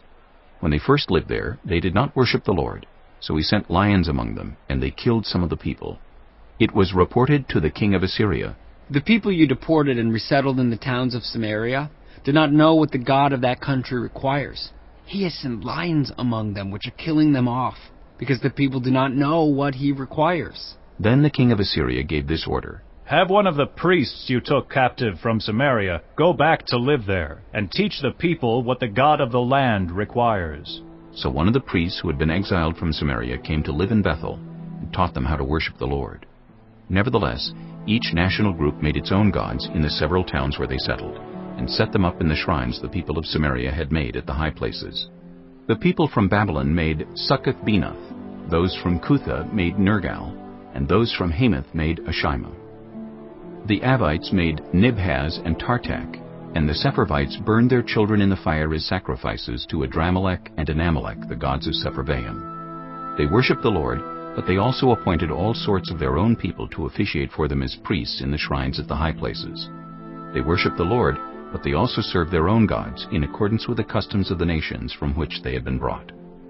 To this day they persist in their former practices. They neither worship the Lord nor adhere to the decrees and regulations, the laws and commands that the Lord gave the descendants of Jacob, whom he named Israel. When the Lord made a covenant with the Israelites, he commanded them, "Do not worship any other gods, or bow down to them, serve them, or sacrifice to them. But the Lord, who brought you up out of Egypt with mighty power and outstretched arm, is the one you must worship. To him you shall bow down, and to him offer sacrifices. You must always be careful to keep the decrees and regulations, the laws and commands he wrote for you. Do not worship other gods. Do not forget the covenant I have made with you, and do not worship other gods. Rather, worship the Lord your God. It is he who will deliver you from the hand of all your enemies." They would not listen, however, but persisted in their former practices. Even while these people were worshiping the Lord, they were serving their idols. To this day their children and grandchildren continue to do as their ancestors did. Chapter 18. In the 3rd year of Hoshea, son of Elah, king of Israel, Hezekiah, son of Ahaz, king of Judah, began to reign. He was 25 years old when he became king, and he reigned in Jerusalem 29 years. His mother's name was Abijah, daughter of Zechariah. He did what was right in the eyes of the Lord, just as his father David had done. He removed the high places, smashed the sacred stones, and cut down the Asherah poles. He broke into pieces the bronze snake Moses had made, for up to that time the Israelites had been burning incense to it. It was called Nehushtan. Hezekiah trusted in the Lord, the God of Israel. There was no one like him among all the kings of Judah, either before him or after him. He held fast to the Lord and did not stop following him. He kept the commands the Lord had given Moses. And the Lord was with him. He was successful in whatever he undertook. He rebelled against the king of Assyria and did not serve him.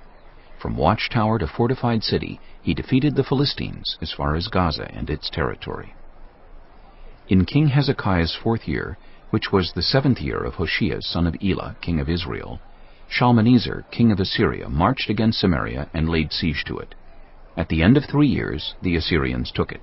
So Samaria was captured in Hezekiah's 6th year, which was the 9th year of Hoshea, king of Israel. The king of Assyria deported Israel to Assyria and settled them in Halah, in Gozan on the Habor River, and in towns of the Medes.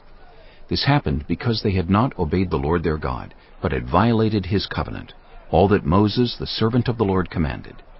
They neither listened to the commands nor carried them out. In the 14th year of King Hezekiah's reign, Sennacherib, king of Assyria, attacked all the fortified cities of Judah and captured them. So Hezekiah king of Judah sent this message to the king of Assyria at Lachish. I have done wrong. Withdraw from me, and I will pay whatever you demand of me. The king of Assyria exacted from Hezekiah king of Judah 300 talents of silver and 30 talents of gold. So Hezekiah gave him all the silver that was found in the temple of the Lord and in the treasuries of the royal palace. At this time Hezekiah king of Judah stripped off the gold with which he had covered the doors and doorposts of the temple of the Lord, and gave it to the king of Assyria. The king of Assyria sent his supreme commander, his chief officer, and his field commander with a large army from Lachish to King Hezekiah at Jerusalem. They came up to Jerusalem and stopped at the aqueduct of the upper pool, on the road to the washerman's field.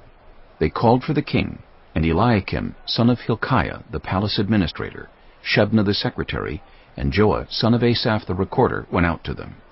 The field commander said to them, Tell Hezekiah, this is what the great king, the king of Assyria, says. On what are you basing this confidence of yours? You say you have the counsel and the might for war, but you speak only empty words. On whom are you depending that you rebel against me? Look, I know you are depending on Egypt, that splintered reed of a staff which pierces the hand of anyone who leans on it. Such is Pharaoh, king of Egypt, to all who depend on him. But if you say to me, we are depending on the Lord our God, isn't he the one whose high places and altars Hezekiah removed? Saying to Judah and Jerusalem, you must worship before this altar in Jerusalem? Come now, make a bargain with my master, the king of Assyria. I will give you 2,000 horses if you can put riders on them. How can you repulse one officer of the least of my master's officials, even though you are depending on Egypt for chariots and horsemen? Furthermore, have I come to attack and destroy this place without word from the Lord? The Lord himself told me to march against this country and destroy it. Then Eliakim son of Hilkiah and Shebna and Joah said to the field commander, Please speak to your servants in Aramaic, since we understand it. Don't speak to us in Hebrew in the hearing of the people on the wall.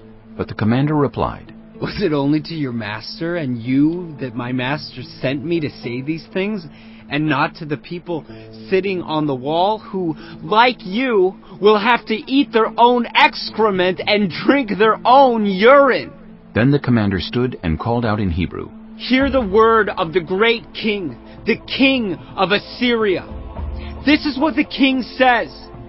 Do not let Hezekiah deceive you. He cannot deliver you from my hand. Do not let Hezekiah persuade you to trust in the Lord when he says, The Lord will surely deliver us. This city will not be given into the hand of the king of Assyria. Do not listen to Hezekiah.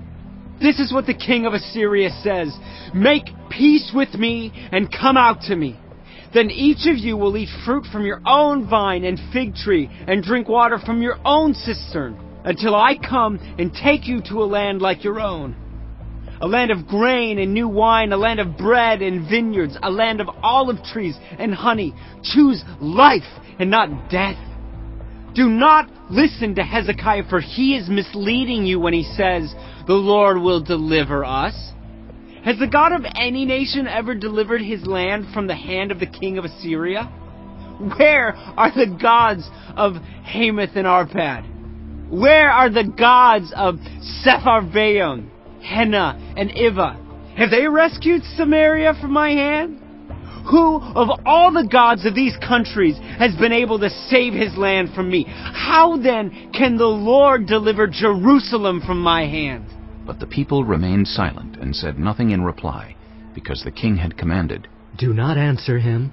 Then Eliakim son of Hilkiah, the palace administrator, Shebna the secretary, and Joah son of Asaph the recorder went to Hezekiah with their clothes torn, and told him what the field commander had said. Chapter 19. When King Hezekiah heard this, he tore his clothes and put on sackcloth, and went into the temple of the Lord.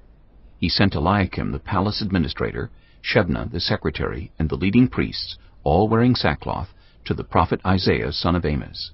They told him, This is what Hezekiah says. This day is a day of distress and rebuke and disgrace, as when children come to the moment of birth and there is no strength to deliver them. It may be that the Lord your God will hear all the words of the field commander whom his master, the king of Assyria, has sent to ridicule the living God, and that he will rebuke him for the words the Lord your God has heard. Therefore pray for the remnant that still survives.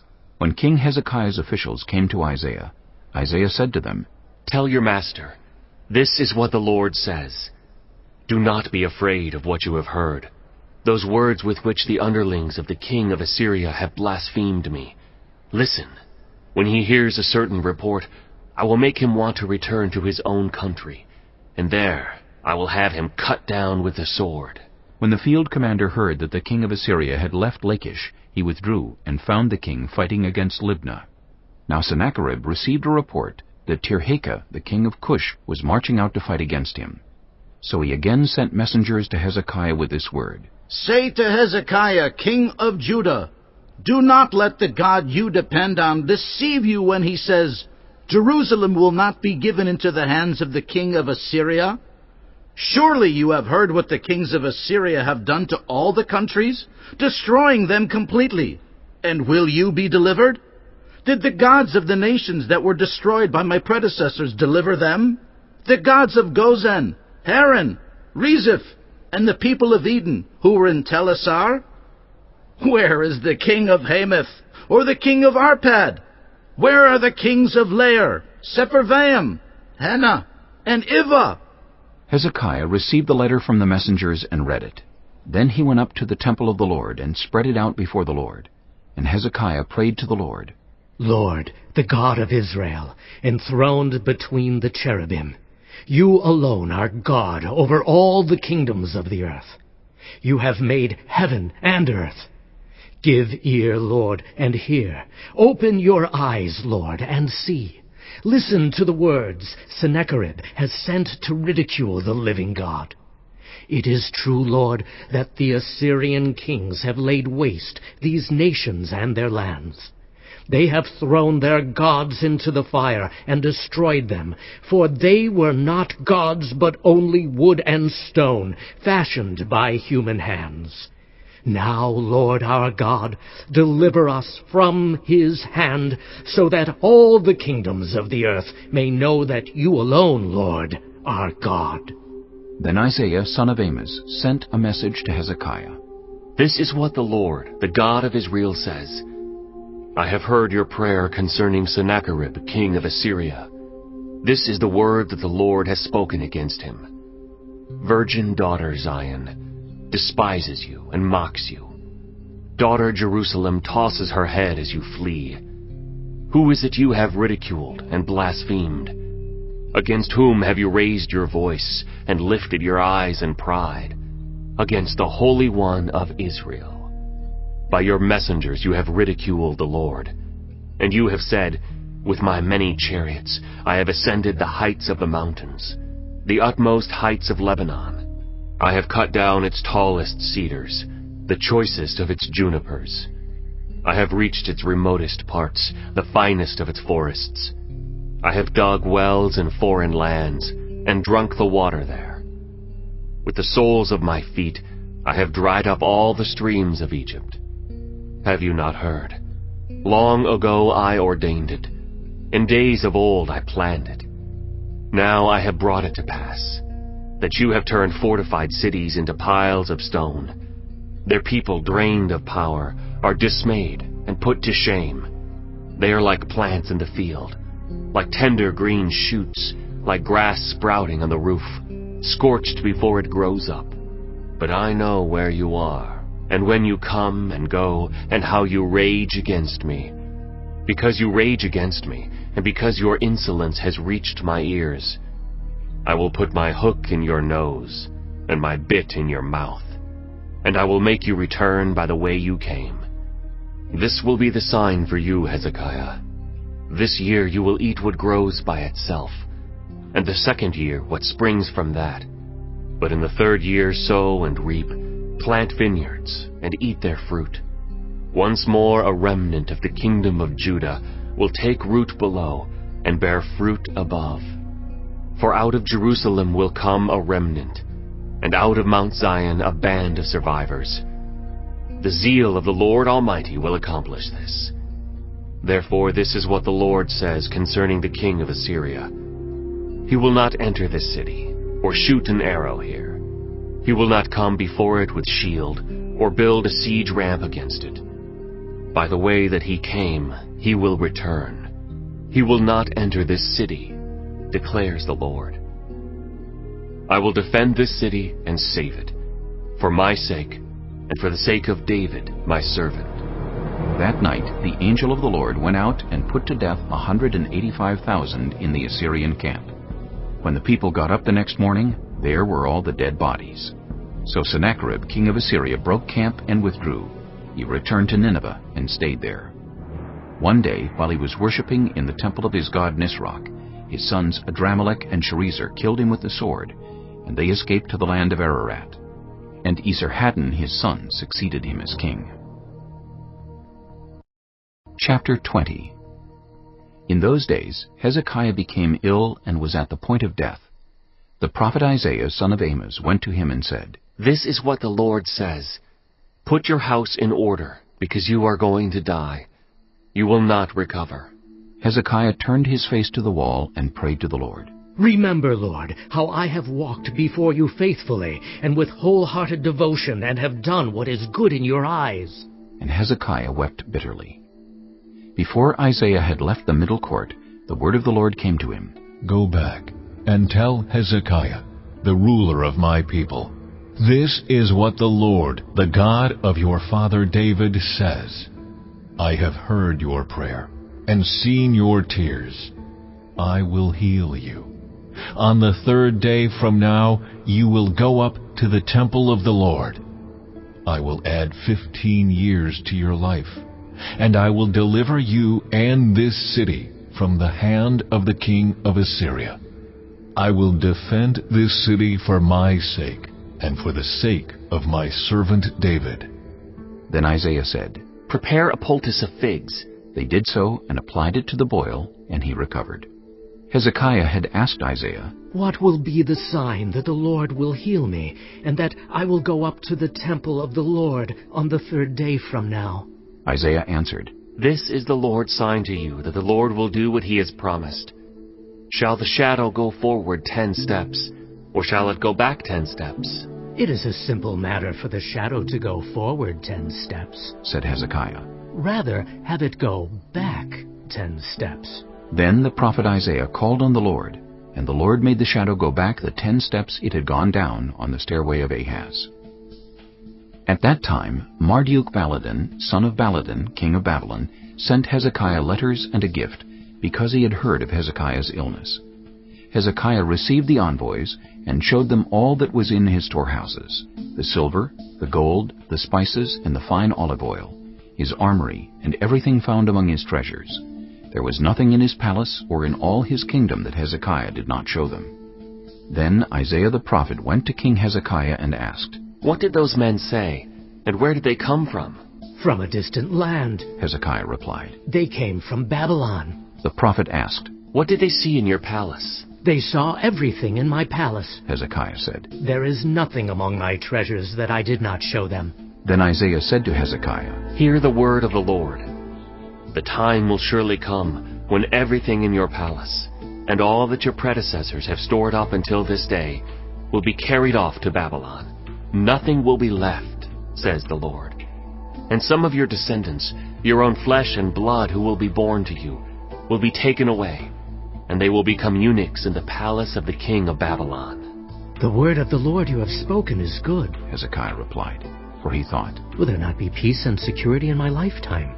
As for the other events of Hezekiah's reign, all his achievements, and how he made the pool and the tunnel by which he brought water into the city, are they not written in the book of the annals of the kings of Judah?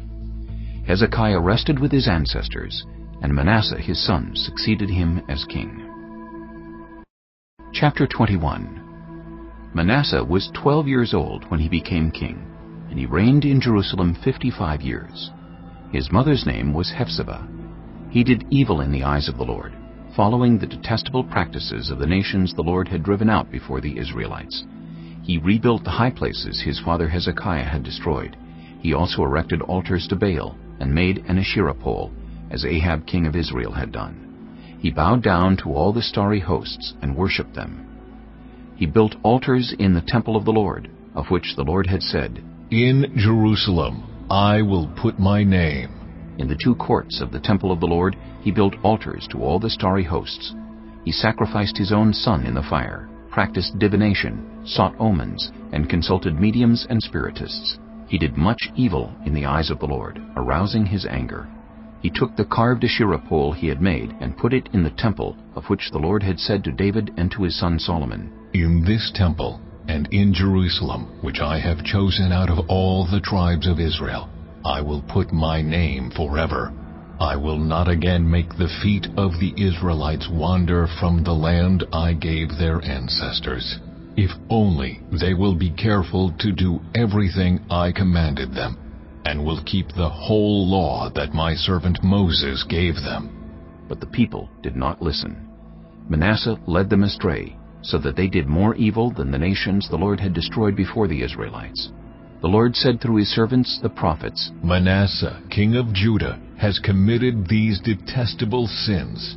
He has done more evil than the Amorites who preceded him, and has led Judah into sin with his idols.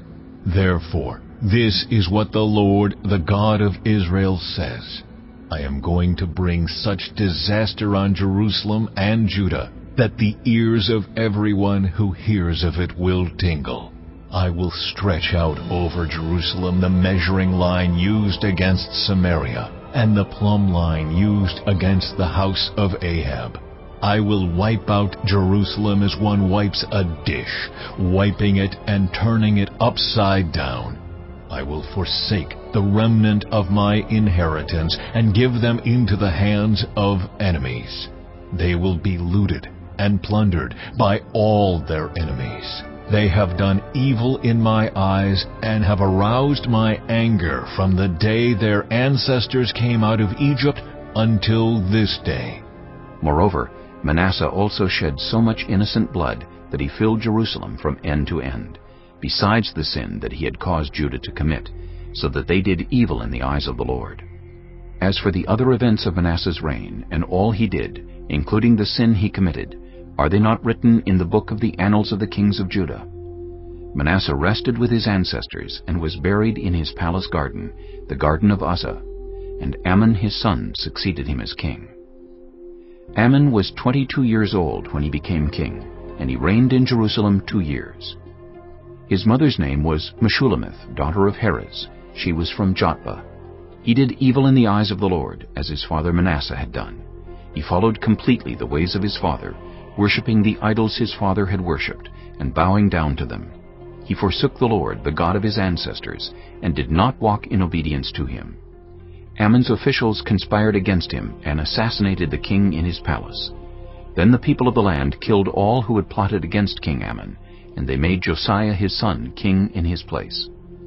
As for the other events of Amon's reign and what he did, are they not written in the book of the annals of the kings of Judah?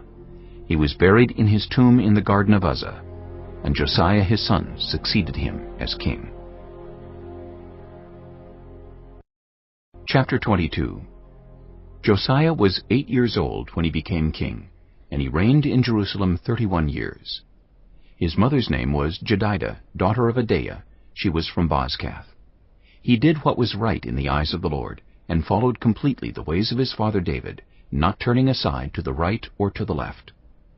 In the 18th year of his reign, King Josiah sent the secretary, Shaphan, son of Azaliah, the son of Meshullam, to the temple of the Lord. He said, "Go up to Hilkiah the high priest, and have him get ready the money that has been brought into the temple of the Lord, which the doorkeepers have collected from the people. Have them entrust it to the men appointed to supervise the work on the temple, and have these men pay the workers who repair the temple of the Lord, the carpenters, the builders, and the masons. Also have them purchase timber and dressed stone to repair the temple. But they need not account for the money entrusted to them, because they are honest in their dealings. Hilkiah the high priest said to Shaphan the secretary, I have found the book of the law in the temple of the Lord. He gave it to Shaphan, who read it. Then Shaphan the secretary went to the king and reported to him, Your officials have paid out the money that was in the temple of the Lord, and have entrusted it to the workers and supervisors at the temple. Then Shaphan the secretary informed the king, Hilkiah the priest has given me a book. And Shaphan read from it in the presence of the king. When the king heard the words of the book of the law, he tore his robes.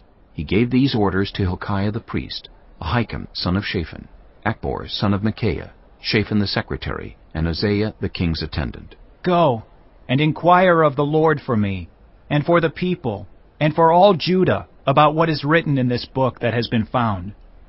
Great is the Lord's anger that burns against us, because those who have gone before us have not obeyed the words of this book. They have not acted in accordance with all that is written there concerning us. Hilkiah the priest, Ahikam, Achbor, Shaphan, and Uzziah went to speak to the prophet Huldah, who was the wife of Shallum, son of Tikvah, the son of Harhas, keeper of the wardrobe. She lived in Jerusalem in the new quarter. She said to them, This is what the Lord, the God of Israel, says. Tell the man who sent you to me, This is what the Lord says. I am going to bring disaster on this place and its people, according to everything written in the book the king of Judah has read, because they have forsaken me, and burned incense to other gods, and aroused my anger by all the idols their hands have made. My anger will burn against this place, and will not be quenched. Tell the king of Judah, who sent you to inquire of the Lord, This is what the Lord, the God of Israel, says concerning the words you heard.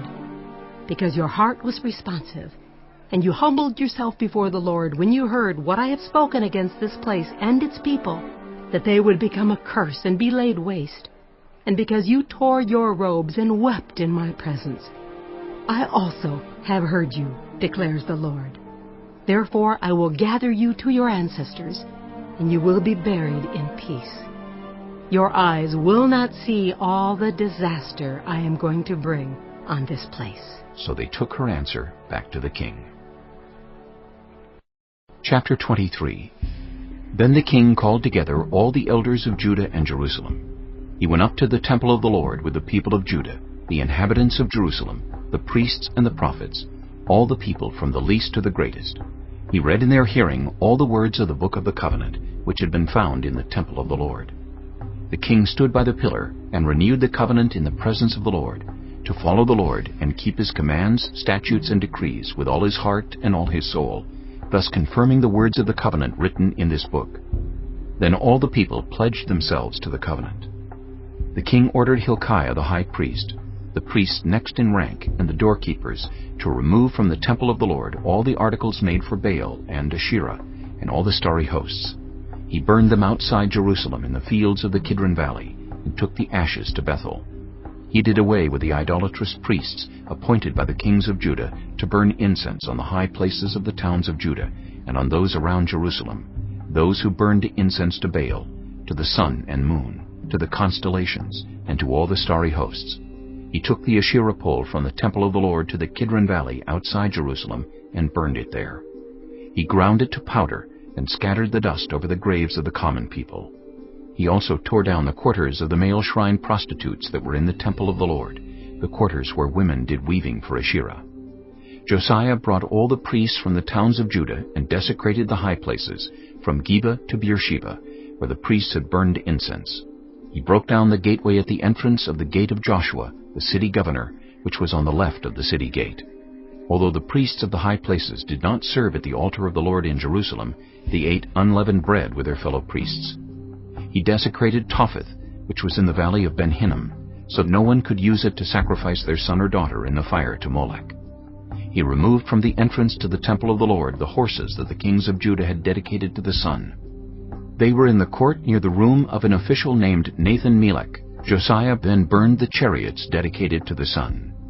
He pulled down the altars the kings of Judah had erected on the roof near the upper room of Ahaz, and the altars Manasseh had built in the two courts of the temple of the Lord. He removed them from there, smashed them to pieces, and threw the rubble into the Kidron Valley. The king also desecrated the high places that were east of Jerusalem on the south of the hill of corruption, the ones Solomon king of Israel had built for Ashtoreth, the vile goddess of the Sidonians, for Chemosh, the vile god of Moab, and for Molech, the detestable god of the people of Ammon. Josiah smashed the sacred stones and cut down the Asherah poles and covered the sites with human bones.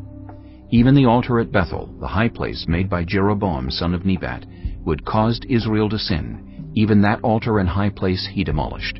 He burned the high place and ground it to powder, and burned the Asherah pole also. Then Josiah looked around, and when he saw the tombs that were there on the hillside, he had the bones removed from them and burned on the altar to defile it, in accordance with the word of the Lord proclaimed by the man of God who foretold these things. The king asked, "What is that tombstone I see?" The people of the city said, "It marks the tomb of the man of God who came from Judah and pronounced against the altar of Bethel the very things you have done to it." "Leave it alone," he said. "Don't let anyone disturb his bones." So they spared his bones and those of the prophet who had come from Samaria. Just as he had done at Bethel, Josiah removed all the shrines at the high places that the kings of Israel had built in the towns of Samaria and that had aroused the Lord's anger. Josiah slaughtered all the priests of those high places on the altars and burned human bones on them. Then he went back to Jerusalem. The king gave this order to all the people: "Celebrate the Passover to the Lord your God, as it is written in this book of the covenant." Neither in the days of the judges who led Israel, nor in the days of the kings of Israel and the kings of Judah had any such Passover been observed. But in the 18th year of King Josiah, this Passover was celebrated to the Lord in Jerusalem. Furthermore, Josiah got rid of the mediums and spiritists, the household gods, the idols, and all the other detestable things seen in Judah and Jerusalem. This he did to fulfill the requirements of the law written in the book that Hilkiah the priest had discovered in the temple of the Lord. Neither before nor after Josiah was there a king like him who turned to the Lord as he did, with all his heart, and with all his soul, and with all his strength, in accordance with all the law of Moses.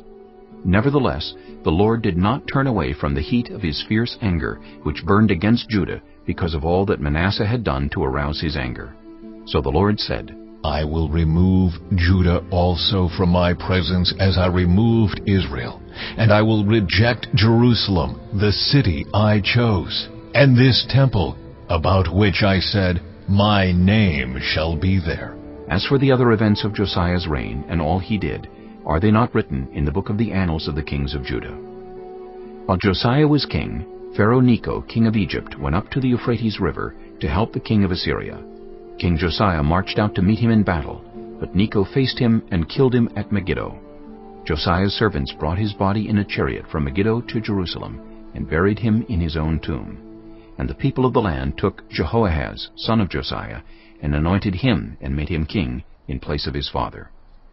Jehoahaz was 23 years old when he became king, and he reigned in Jerusalem 3 months. His mother's name was Hamutal, daughter of Jeremiah. She was from Libnah. He did evil in the eyes of the Lord, just as his predecessors had done. Pharaoh Necho put him in chains at Riblah in the land of Hamath, so that he might not reign in Jerusalem, and he imposed on Judah a levy of 100 talents of silver and a talent of gold. Pharaoh Necho made Eliakim, son of Josiah, king in place of his father Josiah, and changed Eliakim's name to Jehoiakim. But he took Jehoahaz and carried him off to Egypt, and there he died. Jehoiakim paid Pharaoh Necho the silver and gold he demanded. In order to do so, he taxed the land, and exacted the silver and gold from the people of the land according to their assessments. Jehoiakim was 25 years old when he became king, and he reigned in Jerusalem 11 years. His mother's name was Zebidah, daughter of Pedaiah. She was from Rumah. And he did evil in the eyes of the Lord, just as his predecessors had done. Chapter 24. During Jehoiakim's reign, Nebuchadnezzar, king of Babylon, invaded the land, and Jehoiakim became his vassal for 3 years. But then he turned against Nebuchadnezzar and rebelled. The Lord sent Babylonian, Aramean, Moabite, and Ammonite raiders against him to destroy Judah, in accordance with the word of the Lord proclaimed by his servants the prophets. Surely these things happened to Judah according to the Lord's command, in order to remove them from his presence because of the sins of Manasseh and all he had done, including the shedding of innocent blood. For he had filled Jerusalem with innocent blood, and the Lord was not willing to forgive. As for the other events of Jehoiakim's reign and all he did, are they not written in the book of the annals of the kings of Judah? Jehoiakim rested with his ancestors, and Jehoiakim his son succeeded him as king.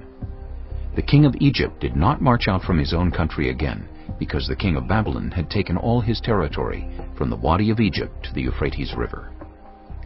Jehoiakim was 18 years old when he became king, and he reigned in Jerusalem 3 months. His mother's name was Nehushta, daughter of Elnathan. She was from Jerusalem. He did evil in the eyes of the Lord, just as his father had done. At that time, the officers of Nebuchadnezzar, king of Babylon, advanced on Jerusalem and laid siege to it. And Nebuchadnezzar himself came up to the city while his officers were besieging it. Jehoiakim, king of Judah, his mother, his attendants, his nobles, and his officials all surrendered to him. In the 8th year of the reign of the king of Babylon, he took Jehoiakim prisoner. As the Lord had declared, Nebuchadnezzar removed the treasures from the temple of the Lord and from the royal palace, and cut up the gold articles that Solomon king of Israel had made for the temple of the Lord. He carried all Jerusalem into exile, all the officers and fighting men, and all the skilled workers and artisans, a total of 10,000. Only the poorest people of the land were left. Nebuchadnezzar took Jehoiakim captive to Babylon. He also took from Jerusalem to Babylon the king's mother, his wives, his officials, and the prominent people of the land. The king of Babylon also deported to Babylon the entire force of 7,000 fighting men, strong and fit for war, and 1,000 skilled workers and artisans. He made Mattaniah, Jehoiakim's uncle, king in his place, and changed his name to Zedekiah. Zedekiah was 21 years old when he became king, and he reigned in Jerusalem 11 years. His mother's name was Hamutal, daughter of Jeremiah. She was from Libnah. He did evil in the eyes of the Lord, just as Jehoiakim had done. It was because of the Lord's anger that all this happened to Jerusalem and Judah, and in the end he thrust them from his presence. Now Zedekiah rebelled against the king of Babylon. Chapter 25. So in the 9th year of Zedekiah's reign, on the 10th day of the 10th month, Nebuchadnezzar, king of Babylon, marched against Jerusalem with his whole army. He encamped outside the city and built siege works all around it. The city was kept under siege until the 11th year of King Zedekiah. By the 9th day of the 4th month, the famine in the city had become so severe that there was no food for the people to eat. Then the city wall was broken through, and the whole army fled at night through the gate between the 2 walls near the king's garden, though the Babylonians were surrounding the city. They fled toward the Arabah, but the Babylonian army pursued the king and overtook him in the plains of Jericho. All his soldiers were separated from him and scattered, and he was captured. He was taken to the king of Babylon at Riblah, where sentence was pronounced on him. They killed the sons of Zedekiah before his eyes. Then they put out his eyes, bound him with bronze shackles, and took him to Babylon. On the 7th day of the 5th month, in the 19th year of Nebuchadnezzar, king of Babylon, Nebuzaradan, commander of the imperial guard, an official of the king of Babylon, came to Jerusalem. He set fire to the temple of the Lord, the royal palace, and all the houses of Jerusalem. Every important building he burned down. The whole Babylonian army, under the commander of the imperial guard, broke down the walls around Jerusalem. Nebuzaradan, the commander of the guard, carried into exile the people who remained in the city, along with the rest of the populace and those who had deserted to the king of Babylon. But the commander left behind some of the poorest people of the land to work the vineyards and fields.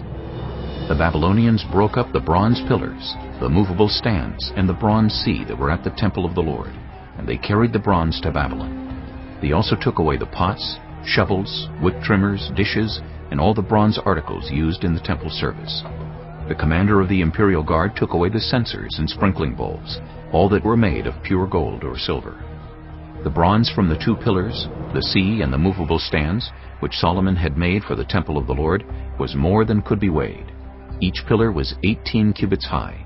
The bronze capital on top of one pillar was 3 cubits high, and was decorated with a network and pomegranates of bronze all around. The other pillar with its network was similar.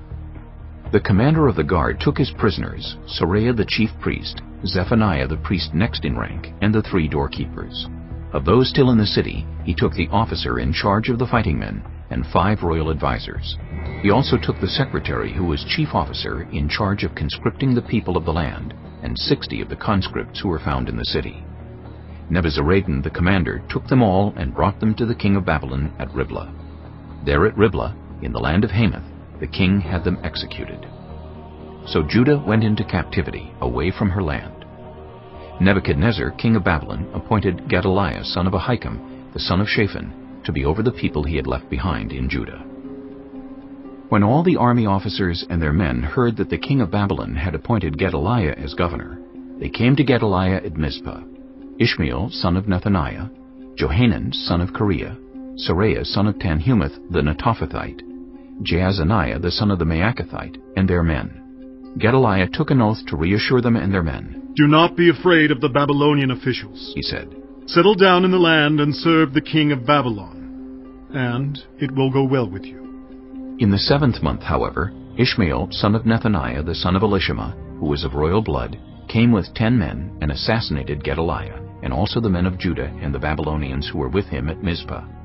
At this, all the people from the least to the greatest, together with the army officers, fled to Egypt for fear of the Babylonians. In the 37th year of the exile of Jehoiakim king of Judah, in the year Alwel-Marduk became king of Babylon, he released Jehoiakim king of Judah from prison. He did this on the 27th day of the 12th month. He spoke kindly to him, and gave him a seat of honor higher than those of the other kings who were with him in Babylon. So Jehoiakim put aside his prison clothes, and for the rest of his life ate regularly at the king's table. Day by day the king gave Jehoiakim a regular allowance as long as he lived.